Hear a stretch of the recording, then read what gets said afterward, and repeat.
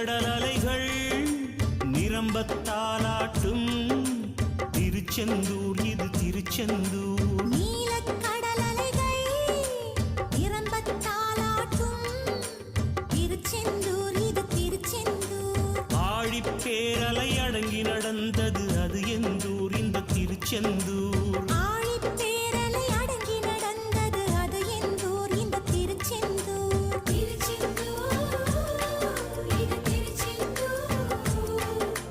திருச்செந்தூர் இது திருச்செந்தூர்.